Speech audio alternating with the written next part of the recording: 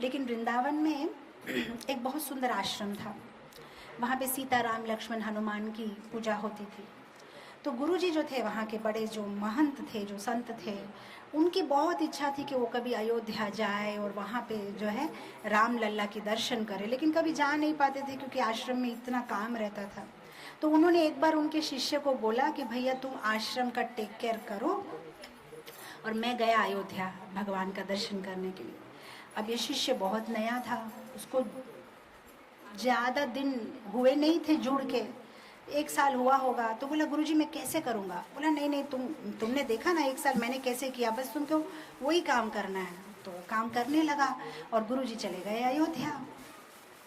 और ये शिष्य धीरे धीरे काम शुरू किया आश्रम का, लेकिन आश्रम में मैन पावर कम था, तो प्रचार में भी उसको जाना पड़ता था, खाना भी उसे बनाना पड़ता था, मार्केटिंग भी उसे करना पड़ता था, सारे फाइनेंसेस भी उसे मैनेज करना पड़ता था। तो वो इतना भोला और गुरु के इंस्ट्रक्शंस के ऊपर में उसका इतना श्रद्धा था कि गुरु ने जब बोला है मुझे करना ही है और उसके लिए मैं किसी की भी हेल्प लूँगा।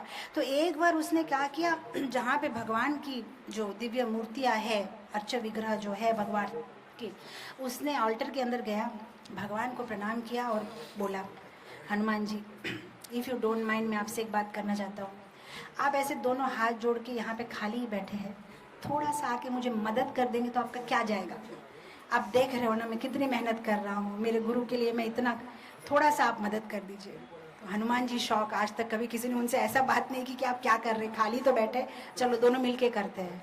तो हनुमान जी चुपचाप से उठ गए, बोले चलो दोनों मिलके करते हैं।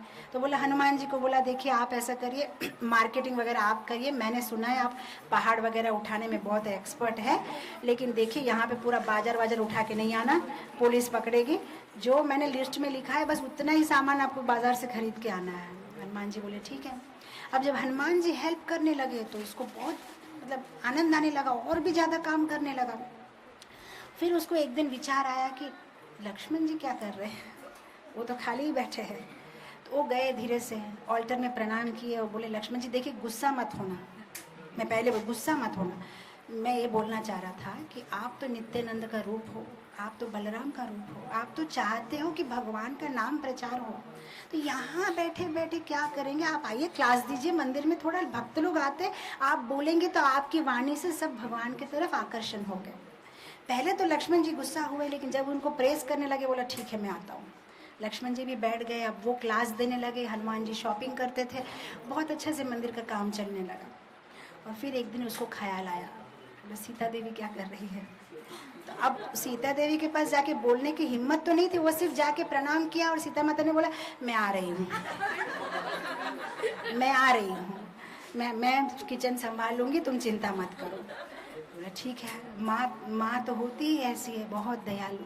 तो सीता माता किचन में सेवा करने लगी। और जब सीता माता प्रसाद बनाने लगी तो ये तो इतना टेस्टी प्रसाद बन रहा है, आने वाले भक्त लोग भी बोल रहे और प्रसाद चाहिए और प्रसाद चाहिए। उस बहाने मंदिर में क्राउड बढ़ गया, प्रसाद भी अच्छा, क्लास भी अच्छा, लक्ष्मण जी क्लास दे रहे तो क्लास भी अच्छा है, तो बहुत आनंद हो गया।